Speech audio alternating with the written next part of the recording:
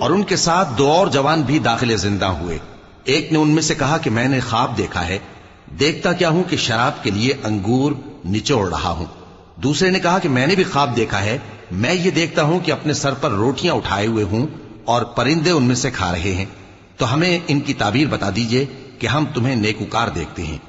یوسف نے کہا کہ جو کھانا تم کو ملنے والا ہے وہ آنے نہیں پائے گا کہ میں اس سے پہلے تم کو اس کی تعبیر بتا دوں گا۔ یہ ان باتوں میں سے ہے جو میرے پروردگار نے مجھے سکھائی ہیں۔ جو لوگ اللہ پر ایمان نہیں لاتے اور آخرت کا انکار کرتے ہیں، میں نے ان کا مذہب چھوڑ دیا ہے اور میں اپنے باپ دادا ابراہیم اور اسحاق اور یعقوب کے مذہب پر چلتا ہوں۔ ہمیں شایع نہیں ہے کہ کسی چیز کو اللہ کے ساتھ شریک بنائیں۔ یہ اللہ کا فضل ہے ہم پر بھی اور لوگوں پر بھی، لیکن اکثر لوگ شکر نہیں کرتے۔ اے میرے قید خانے کے رفیقو، بھلا کئی جدا جدا آقا اچھے یا اللہ جو اکیلا ہے سب پر غالب ہے؟ جن چیزوں کی تم اللہ کے سوا پرستش کرتے ہو وہ صرف نام ہی نام ہیں جو تم نے اور تمہارے باپ دادا نے رکھ لیے ہیں۔ اللہ نے ان کی کوئی سند نازل نہیں کی۔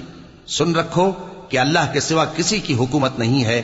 اس نے ارشاد فرمایا ہے کہ اس کے سوا کسی کی عبادت نہ کرو، یہی سیدھا دین ہے، لیکن اکثر لوگ نہیں جانتے۔ اے میرے قید خانے کے رفیقو، تم میں سے ایک جو پہلا خواب بیان کرنے والا ہے وہ تو اپنے آقا کو شراب پلایا کرے گا، اور جو دوسرا ہے وہ سولی دیا جائے گا اور پرندے اس کا سر نوچ کھائیں گے۔ جو بات تم مجھ سے پوچھتے تھے وہ فیصل ہو چکی ہے۔ اور ان دونوں میں سے جس کی نسبت یوسف نے خیال کیا کہ وہ رہائی پا جائے گا، اس سے کہا کہ اپنے آقا سے میرا ذکر بھی کر دینا۔ پھر شیطان نے اسے ان کا اپنے آقا سے ذکر کرنا بھلا دیا اور یوسف کئی برس قید خانے ہی میں رہے۔